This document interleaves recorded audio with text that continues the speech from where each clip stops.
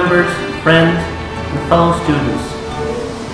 As the valedictorian, I feel that I should give some advice to you younger students who haven't quite yet graduated. But the problem is, I'm not sure I'm qualified to tell you what you should or shouldn't do. And besides, you've been getting told what to do for a long time now, and the whole point of your eventual graduation is to celebrate that you don't have to deal with that anymore. That's how I feel about it anyways, but I probably shouldn't, considering I'm starting college soon. But I suppose I can tell you what worked for me, and maybe when you're fighting your way through your schoolwork, struggling against deadlines, and worrying about your grades, you can stop and think about what I said. I found that the best way to get through any amount of work is to split it up into parts and work on each part one at a time. Don't worry about the work that you haven't done yet. Don't worry about how hard you think things are going to get in the future. Just work on what you've got in front of you to the best of your ability. I am certain that as long as you've got a good idea of what you need to do in the present moment, you can do what needs to be done. As Buddha once said, do not dwell in the past, do not dream of the future, concentrate the mind on the present moment. I know that in earlier years I would get exhausted just by worrying about how hard I thought my future assignments were going to be. When I'd look through the assignment booklets at the start of each year, I'd be filled with dread.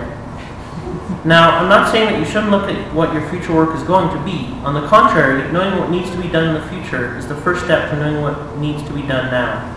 But don't let yourself care too much about how hard it looks, because by the time you get to these assignments, it'll look a lot easier. Of course, I couldn't have gotten a single assignment done if it wasn't for all the help I received. I'd really like to thank my mom, Laura, for being so patient with me, helping me through all the hard times and pushing me to finish everything on time. I'd also be remiss not to thank the staff at Argyle, who do such a great job helping all of us students and families whenever we need a hand.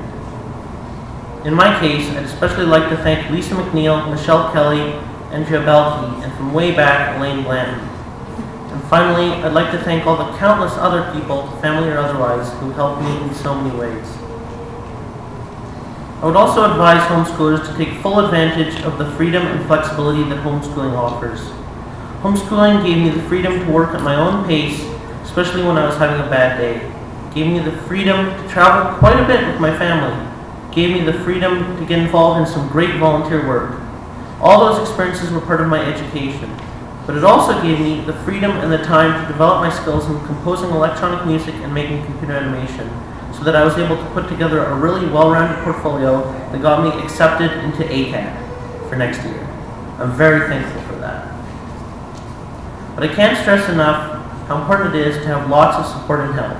As homeschoolers, we don't usually get to work with other students as often as we might want to. So when it comes to getting assistance, you shouldn't brush it off as if you don't need it. It's better to have it available than to be all alone in your struggles. There were countless times when I thought I didn't need any help on a project, only to realize as soon as I started that I couldn't progress at all without someone to bounce ideas off of. Remember, if in doubt, don't be afraid to ask for some help. Now, I mentioned that we as homeschoolers don't get to work with other students very much. For me, the only time I can remember working with other students in the last 2 years was in Michelle Kelly's eLive sessions, which were great, by the way. When I was younger, we sometimes got together with other homeschoolers for projects and field trips. But as time went on and the schoolwork got harder, we weren't able to do that as much. Maybe this lack of social experience isn't going to be a problem. Maybe I'll be fine throughout college and beyond. But I do know this.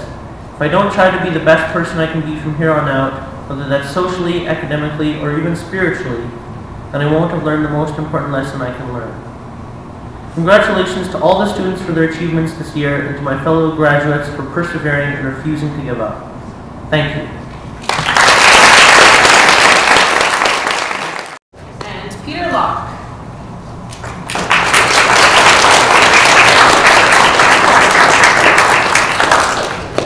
Peter has been with us since grade 5, and he's been working hard, as he said, with the support of his family.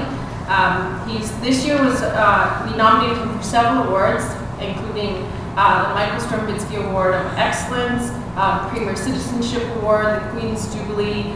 So we're just waiting to see if he gets accepted for any of those and help him pay for his tuition at ACAD, where he's going to study media arts and digital technologies.